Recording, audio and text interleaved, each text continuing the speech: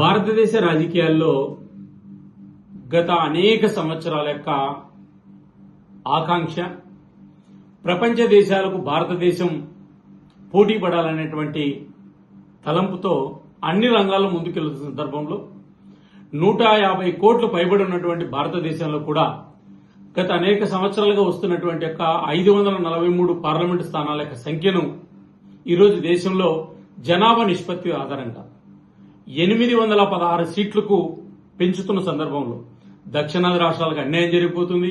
జనాభా ప్రాతిపదికన సీట్లు తగ్గిపోతాయి. ఈరోజు ఆధిపత్యం తగ్గిపోతుంది, లేదా ఆ ప్రాంతం ఆధిపత్యం అని తప్పుడు ప్రచారం చేసినటువంటి కాంగ్రెస్ కమ్యూనిస్టు పార్టీలు భారత ప్రధానమంత్రి గారు నిన్న చట్టసభలో గతంలో దక్షిణాది రాష్ట్రాలకు సంబంధించిన విషయంలో 5 రాష్ట్రాలకు 129 స్థానాలు 543 కుంటే ఈ రోజు 816 స్థానాలు పెంచుతున్న సందర్భంలో 195 స్థానాలు ఈరోజు ఈ ప్రాంతంలో పెరుగుతున్నాయి.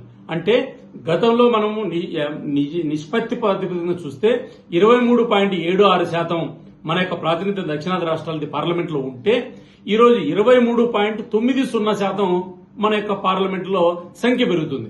ఉదాహరణకు కర్ణాటకలో 28 పార్లమెంట్ స్థానాలు ఉన్నాయి, ఈ రోజు 42 స్థానాలు అయితే, ఆంధ్రప్రదేశ్ లో 25 ఉన్నాయి, 38 పార్లమెంట్ స్థానాలు వస్తాయి, తెలంగాణలో 17 నుంచి 26, తమిళనాడులో 39 నుంచి 59, కేరళలో 20 నుంచి 30.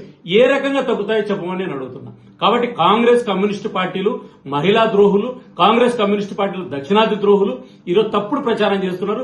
ఈ దేశ ప్రజలు గాని రాష్ట్ర ప్రజలు గాని దక్షిణాది ప్రజలు ఎవరు నమ్మడం లేదు. వాస్తవం ఇదే ఉంది. ప్రజలు మిమ్మల్ని క్షమించరనేటువంటి విషయాన్ని గుర్తు చేస్తున్నా. నరేంద్ర మోడీ వైపు దక్షిణాది రాష్ట్రాల ప్రజలందరూ ఉన్నారు.